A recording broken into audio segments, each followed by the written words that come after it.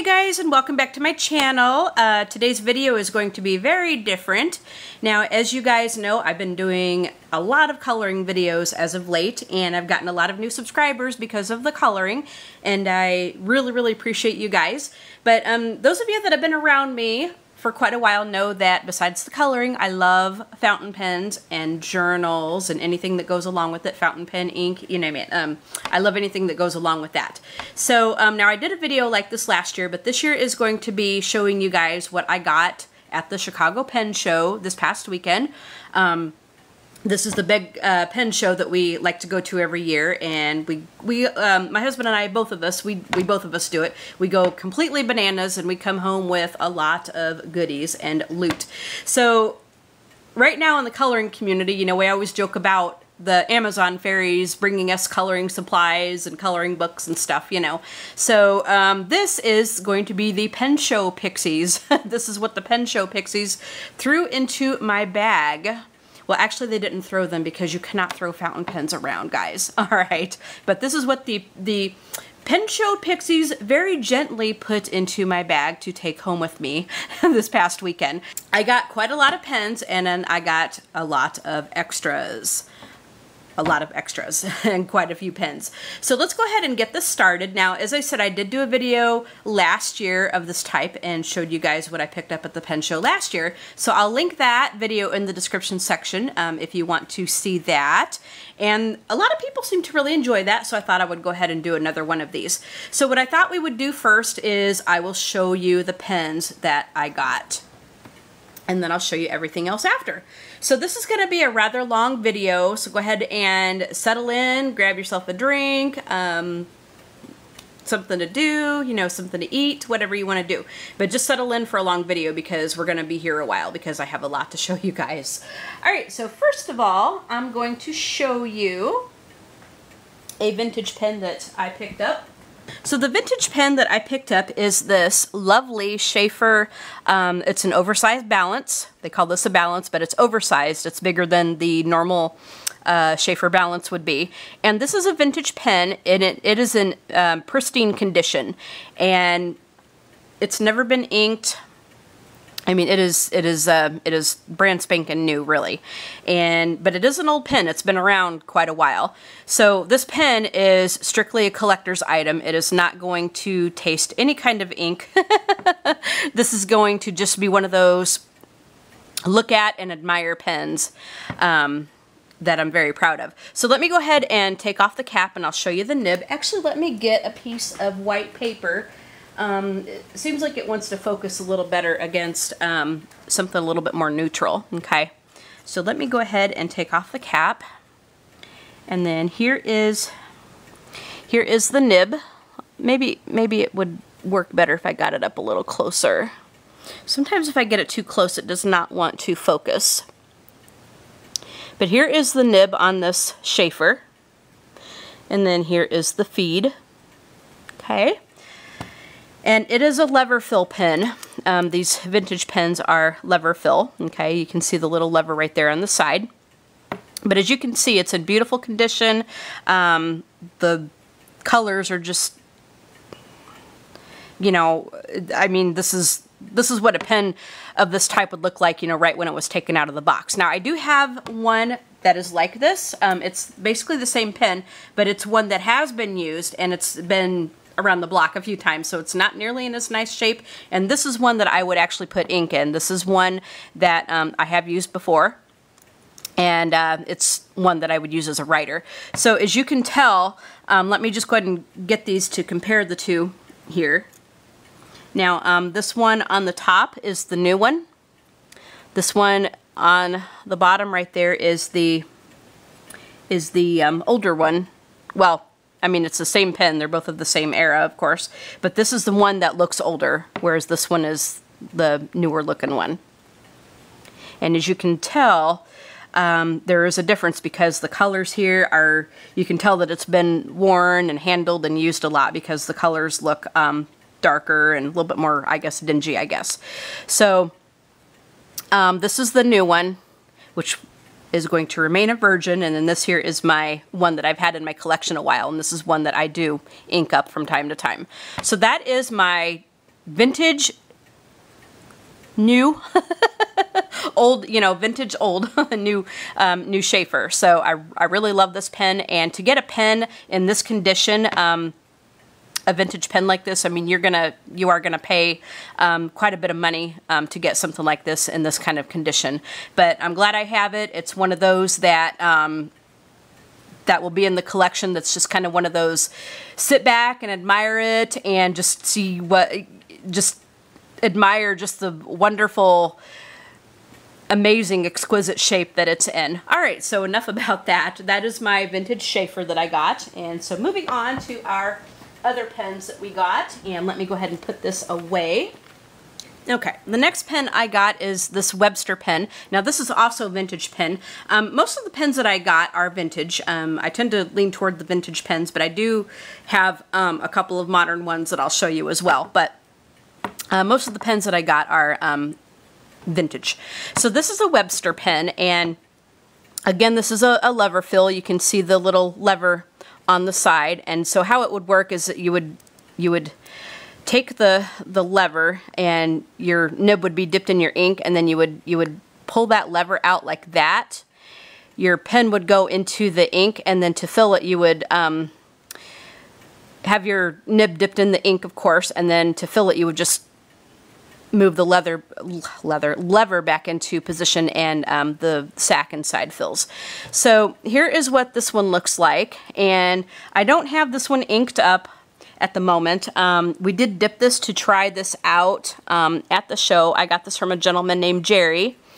The first pen that I got was from a guy named Warren, and a lot of these folks don't have websites or anything. They just come and they have their pens in their cases and stuff, and they you know, they'll buy pens and then they'll, you know, flip them around to sell them and all that. So they don't have websites. They're, you know, they're not like big business or anything. They do this for a hobby, okay? And so here is what the nib on this Webster pen looks like. And I think I got a little bit of ink on it. Like I said, we just dipped it to try it out. It's not inked up, but I'm going to have to clean it up a little bit because I think I got a little bit of ink on the end right there. But it's a... From what we can tell, it writes really nice. It did really nice. As far as we can tell, the sack is still in good shape. Sometimes when you get an old pen like this, it needs to be restored. So when you're getting a vintage pen like this, they'll tell you, you'll want to ask the vendor if it's been restored or if it's in working condition. And a lot of times, like real knowledgeable pen people can just look at a pen and tell that. Me, because I am visually impaired, I have a little bit of a harder time, so I have to rely on what people tell me a lot of the times. I mean, sometimes I can tell, and you can tell by just kind of handling the pen a little bit. But anyway, so this seems to be in pretty good shape, and it wrote nicely when we dipped it. So let me just put that onto our piece of paper so you can see that. And there's some writing on this pen with the Webster branding on it. I think it says the perfection of Webster or something like that. I don't know if you can see that, but it's a pretty nice pen. I've never seen one like this before. I know that they've been around, but you know, before now I never had one like this in my collection, so I thought it was neat, so I picked this up, and I really like it. Okay, this next pen I got is called a diamond pen, a diamond pen. And as you can tell, shiny objects, you know, shiny objects kind of get my attention. But I got this from a gentleman named Hirsch. I gotten quite a few things from him last year. And so this one I do have inked up. It is again, it's a vintage pen. And it is a lever fill. You can see the lever right there on the side of it. Can you see that? So I'll get a little bit closer. I'll turn a little bit so you guys can see it, because I showed it from a little farther away. But I do have this inked up, and I'll give you guys a little bit of a writing sample. This one has, oh, what kind of ink did I put in this one? This one has Iroshizuku Asagao. Now, I'll give you guys a little bit of a writing sample with the ones that I have inked up so you guys can see how they write. And just as I do with the coloring, I'm going to warn you guys that I'm doing this with the visual impairment, so I'm hoping I can keep my head pretty much out of the way when I do this writing sample.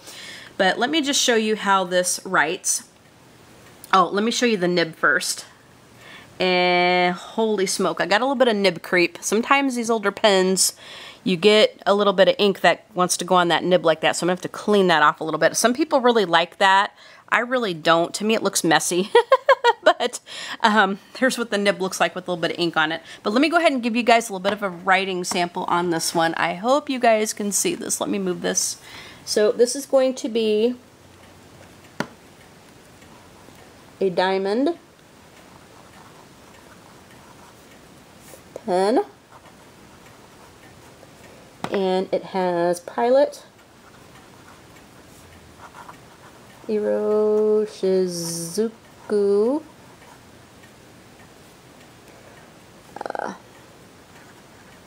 Asagao.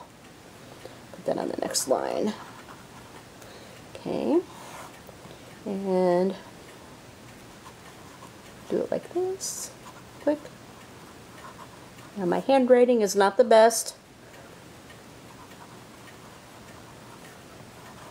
The quick brown fox jumps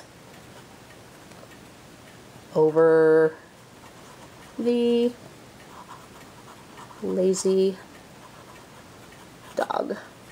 Okay, so now the pad of paper that I am writing this stuff on, this is not really the best quality paper. I picked this up from Anderson Pens a couple years ago at the pen show. But I thought this would be good enough to do some testing. It's not the best paper, but it's not the worst either. It does kind of bleed through just a little bit. Let me show you that. Depending on what kind of pen you use on this, it will bleed through just a little bit. And it did on that next page too, right there. But it's good enough for doing some scritchy scratch and some just general fooling around a little bit. So that is my diamond pen that came from Hirsch.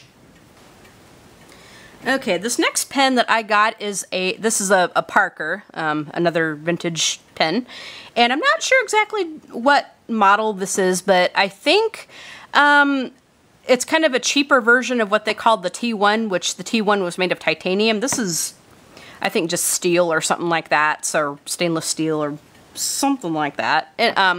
So it's the titanium ones were very, very expensive because they were hard to make and stuff, but this one is pretty nice. It's a skinny pen. It's a small, skinny little pen, and let me show you the nib on this one. It's a very pretty pen. It's not overly done. It's just kind of one of those that, like, if you're, and I would say it's definitely a lady's pen. Like if you're dressed up or something and you just want a simple pen to take with you, something kind of small that you know, you can use to just write something quick with or something. This would be a good pen to use. So let me show you how this one writes. And what I have in this one is, sometimes I forget what I have these inked up in. This one is inked up with Mont Blanc Purple. So, and again, I'll give you guys a little bit of a writing sample. I may have to split this video up into two different parts, like with the pens and then the extras. So, let me go ahead and show you guys this. I hope you guys can see this. I'm trying to get so you can see this without my head being in the way. So this one is just, I'm just going to call this a Parker. And it has a Mont Blanc Purple. Okay, so again, quick brown box jumps, and I'm just doing kind of a halfway job at this over the lazy dog. Okay, and again, this is another vintage pen. I think with the exception of two, these are all vintage pens. So here is this cute little Parker pen that I got from Hirsch. Okay, this next pen is also a Parker, and it is a vacuumatic pen. But it is what's called a Maxima, a Parker Vacuumatic Maxima, because it's oversized. Like, it's bigger than the regular Vacuumatics would be. but it is a Vacuumatic pen. And this one is in very nice shape. It's red, and red is one of the rare colors, so anytime you're going to get a pen with a rare color, you're going to pay a little bit more for that. Sometimes quite a bit more for something like that, depending on how rare it is. But this is the oversized vac, and I'm not going to show you the vacuum mechanism because I've got ink in this, and I will make a total big mess. So I'm not going to do that, but I will show you how it writes. So I'm going to take off the cap, and I'll show you the nib. So here is the nib on this one. I hope you guys can see that. Hopefully it'll focus. There we go. And then there's the feed. So let me just show you. Now somebody asked me to do a little tutorial or whatever, and I'll do a little bit more of this in depth in another video. But when you're writing with a fountain pen, you want to have your nib facing up, like towards you. And you want to write like you want to have it up like this to write like that. You do not want to write with it upside down where your feed, this is the feed, the black part is the feed. That is the thing that carries your ink to your nib. You do not want to write with it like this, okay? You want to have it facing upward like this. Can you guys see that? Your nib needs to face upward like that. Your feed does not. Your feed goes down toward your paper. So let me show you how this works, okay? I hope you guys can see this. Let me try to get this pen so you guys can see it a little bit better. Okay, so this is going to be a Parker. Sometimes they take a minute to start up. Parker Vac Maxima. And this one has, what did I put in this one? Sometimes I forget what ink I put in this one. This is Pelikan 4000 Blue. Okay. So I have in here Pelikan Blue.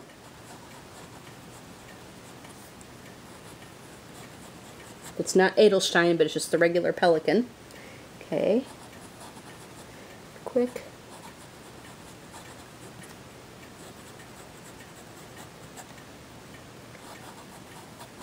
Box. Now I'm trying to do this without getting as close as I need to get, so I'm having a hard time seeing, but I'm trying to keep my head out of the way so you guys can see me right. And so number one, my handwriting isn't the best. Number two, because I'm trying to do this a little farther away than I normally do, it's going to be even worse. Okay, so the quick round fox jumps over the lazy dog. Okay, so the reason I'm writing that sentence is because that uses every letter in the alphabet. So that's like one of the standard ones that you test, that a lot of people test, right, when they're testing out a pen. Okay, so that is the Parker Vac Maxima. One more, actually two more pens to show you guys. Before I actually get to my crown jewel, I'm going to show you guys that I did pick up this cute little Parker Jotter. It's just a cute little, now I normally don't do the ballpoint thing, but this, let me get my pen case out of the way. This, I normally don't do the ballpoint thing, but this is a cute little pen. A lot of people will collect these little jotters, and it's just, it's a vintage one. And people, you know, back in the day would just kind of put this in their pocket, and if they needed to write something quick, you know, they whip it out, they click the back of it to bring out the, you know, it's a click pen. And then, you know, they would do their thing, they'd put the thing back like that and then put it back in their pocket. So, but this was in nice shape and it still works, so, and the price is right, so I went ahead and picked that up, okay? So it's something that was just kind of cute. Okay, so for the crown jewel of what I got at the pen show, this is a huge, huge, huge pen, but this is the newly done Wahl Eversharp. And now Wahl Eversharp was a vintage pen company, and they went out of business after a fashion, you know, they didn't make these anymore.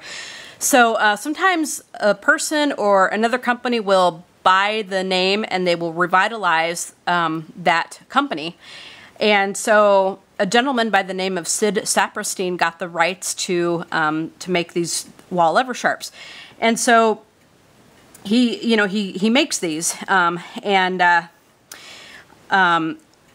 and this is what they look like. Now, sometimes he's got different styles of them. Like he's got these in this color blue.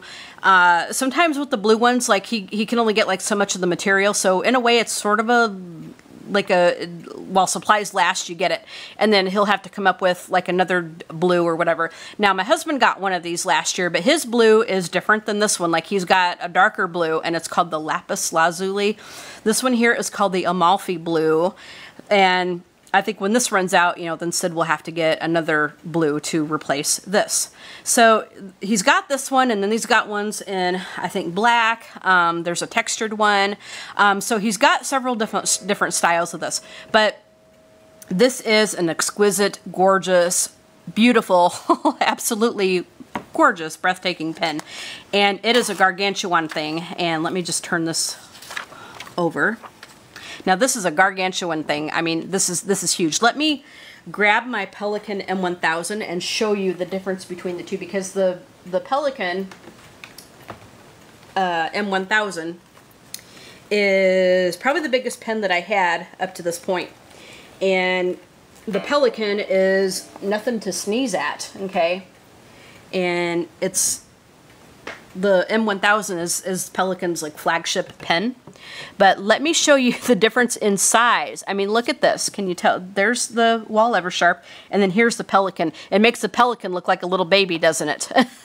I mean, look at the size difference. So if you put it end to end, it's almost the same height. The Pelikan's a little shorter, but look at the size difference in the diameter. Can you see that? Let me bring it up that way. Can you see that? And I'll show you the difference in the nibs too. Now, here is the Pelikan M1000 nib, okay? You see that nib? Now, I've had this Pelikan for quite a while. I've had it for probably about 3 years now.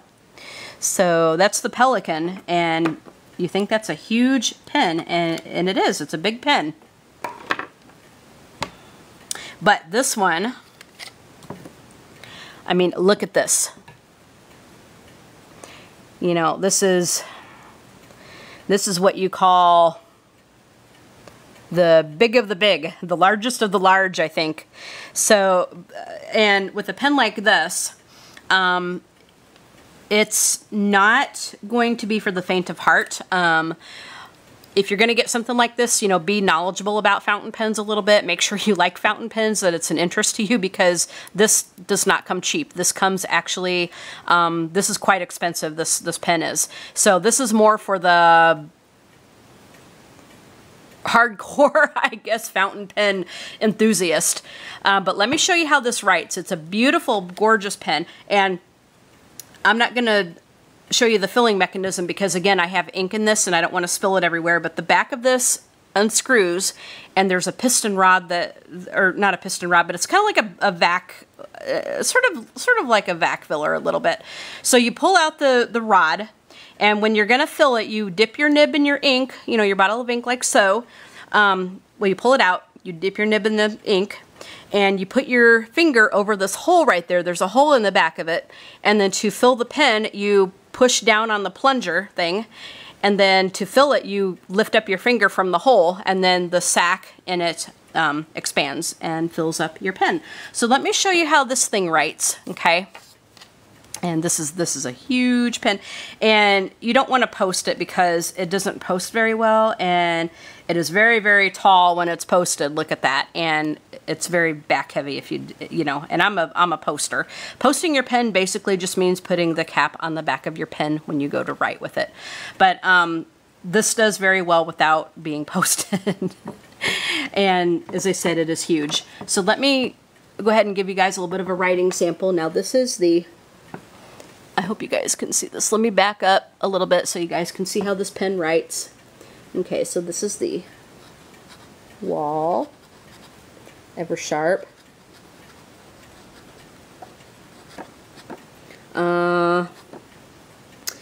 This is, and it's got sort of a flexy nib a little bit. You can see that it's got a little bit of character. Okay. But you don't want to press down on it very hard because you could spring it. You know, it's not really meant to like be a vintage flex pen or anything. So this one has, what kind of ink did I put in this one? Oh, Mont Blanc Blue Hour. So this has Mont. Oh, and I'm out of frame, guys. Okay, Mont Blanc Blue Hour. And again, I'm trying to keep my head out of the way and get as far back as I can. So my handwriting is going to reflect that. Okay, so I'm going to say the quick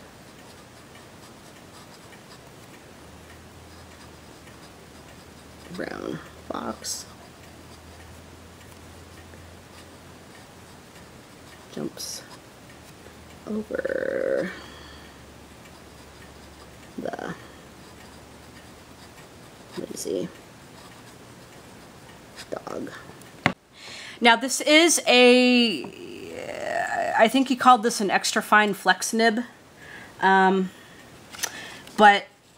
because this nib is so big, because it's so substantial, it puts down a heavy amount of ink, really.